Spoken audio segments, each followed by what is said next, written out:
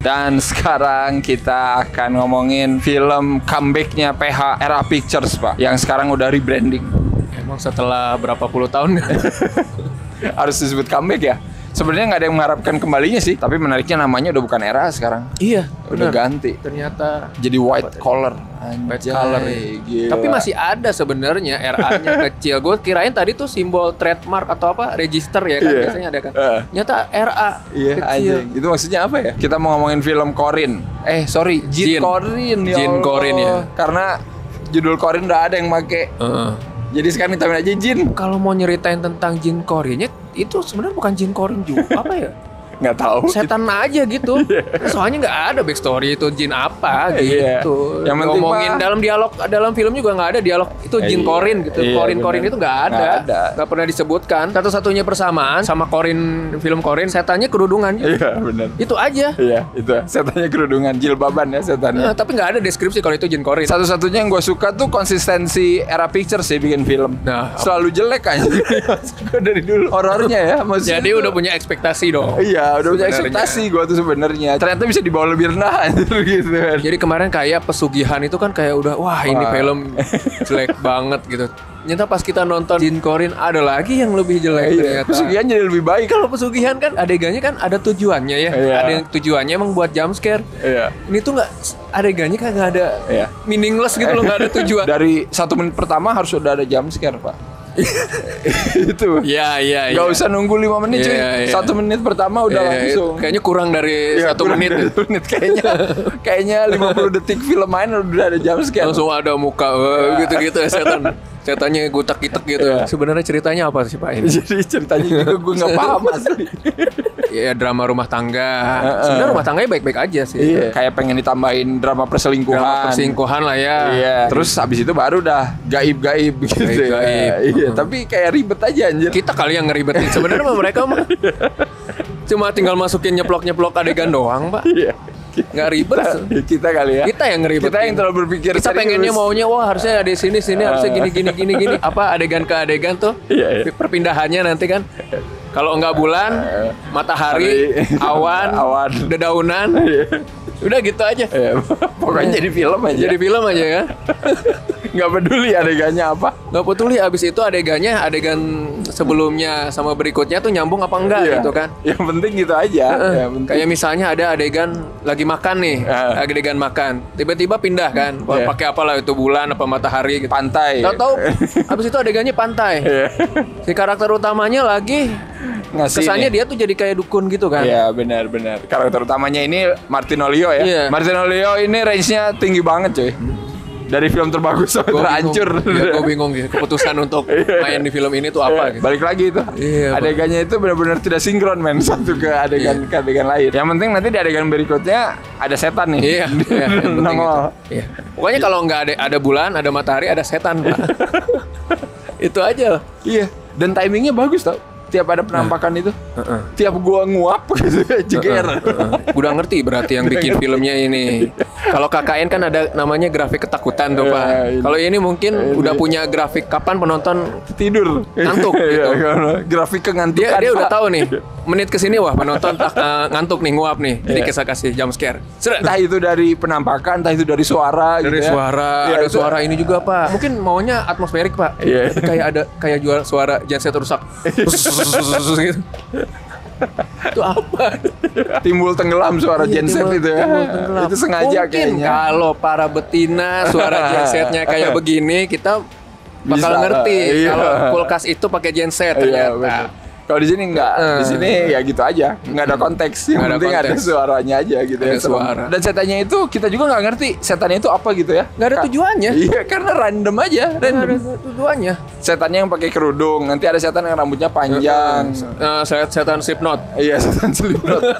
Itu Korei album Iowa tuh. Nah, kayak gitu tuh. Ada tangan nanti matiin radio. Iya, itu. Nggak, itu tuh setan yang mana gitu kan. Kita kan nggak tahu. Terus nanti ada yang bunuh diri karyawan. Karyawannya si Martinolio kan. Kita pikir kan udah kan itu cerita, udahlah ya. Nyata itu dijadiin setan juga yang bunuh diri. Nongol cameo. tanpa tujuan, iya. Sama kayak filmnya nggak ada tujuannya, cuma nampakin aja dia. Si Martino Leo-nya juga dia nggak tahu kalau ada penampakan, orang lagi lewat di belakangnya muncul. Ya, itu buat ngasih tahu penonton aja, Bang. Buat ngasih tahu kita yang nonton. Karakternya mah nggak usah tahu yang di film. Kita aja yang banyak mikir. Filmnya sendiri tahu. Lu nggak usah banyak mikir. Nih gue kasih setan menampakkan cereng gitu kan. Kita kan kebanyakan mikir tuh. Martino Leo aja kita mikirin gitu kan.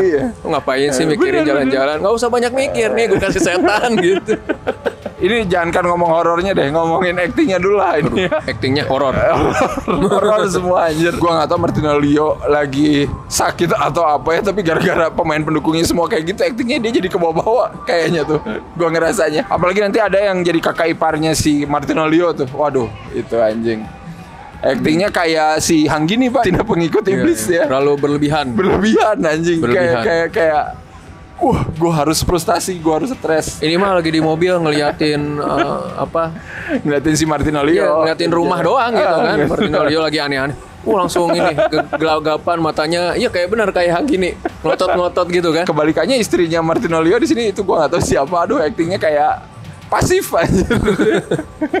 kayak baru diajakin syuting, Pak, anjing. Enggak usah lah ngomongin suami istri ada chemistry gitu, enggak usah sampai situ dulu lah. Sampai situ dulu lah. Dia terlihat meyakinkan sebagai seorang pemain film lah di situ gitu. Enggak gitu.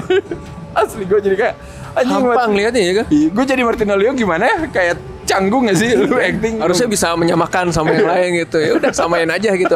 Acting ala kadarnya aja lah, enggak usah. Iya benar kata gue, enggak usah ribet-ribet ya. Enggak usah ribet-ribet. Kayaknya Martino Leo kayak kita loh, dia masih ribet mikirin gimana. Dia juga sebenarnya di sini jadinya berlebihan. Iya. Karena yang lainnya minim gitu. Dia jadi berlebihan. Dia jadi berlebihan gitu. Stres anjir ini. Dan yang paling konyol itu ya, ceritanya itu kayak pengen memaksa penonton paham gitu kalau si karakter Martino Leo ini selingkuh sama bosnya. Padahal nggak ada yang terjadi apa-apa. Tapi lewat karakter si kakak iparnya Martino Leo ini, penonton kayak harus percaya gitu. Ya kita kan selalu gitu, Pak. Ya, jangankan yang gitu-gitu. Ya kayak kita mesti takut aja dijorokin. Iya, gitu, ini tuh kita kayak harus, kamu berbuat sesuatu ya sama Bu Wina. Apa anjing, dari tadi itu penonton tuh nggak dikasih hal-hal yang ngeliatin kalau Martino Leo itu berbuat sesuatu gitu. Iya kan? Gue males gitu. Yeah. Jangankan itu, Pak, si kakak iparnya aja kita diyakinkan kalau dia tuh udah berusaha mencari adiknya dan ponakannya yang hilang kan, katanya kan dia udah berusaha nih. Udah berusaha. Padahal kan kita nggak pernah diliatin. Kakak iparnya barulah nyari adiknya yang hilang masuk di klimaks film. Itu bisa dia lakukan asli dari awal. Iya.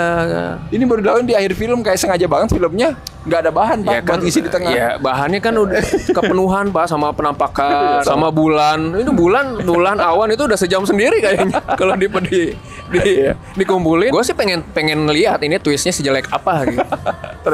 Ternyata emang jelek, tapi kurang jelek sih sebenarnya. Kurang jelek. Kita udah tahu lah ini mau kemana arahnya. Iya, kita udah tahu asli di 20 menit pertama ya. Udah dikasih lihat, walaupun udah dikasih lihat juga kan. Oh, bajunya itu aja, ya udahlah.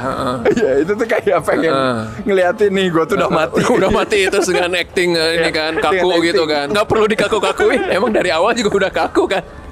Sebenarnya nggak usah sekaku itu, kayak awal aja gitu kan. Udah biasa aja udah. Kalau gitu jadi aneh ya. Jadi. Plotnya itu intinya istri sama anaknya Martino Leo ini mati gitu.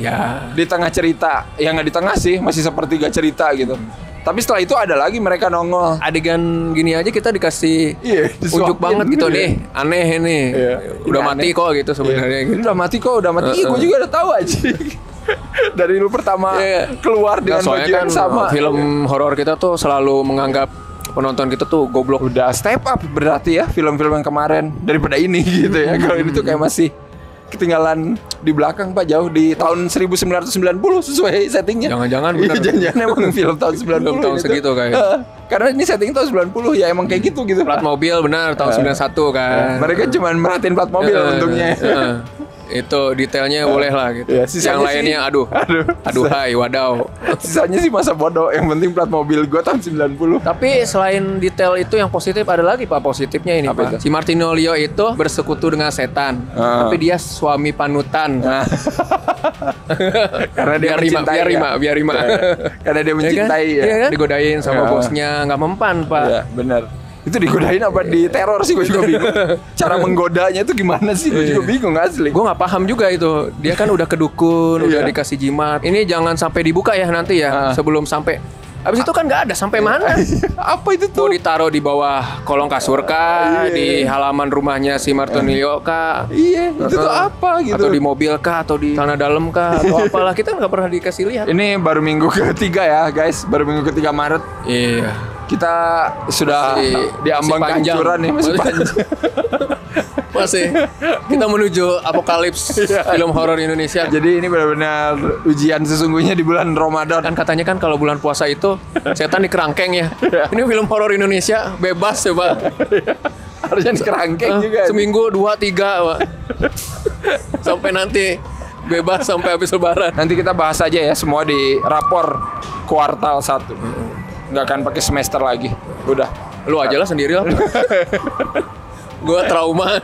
Jangan dong. nginget-nginget lagi. Jangan dong. Rasit aja apa ya sendiri ya.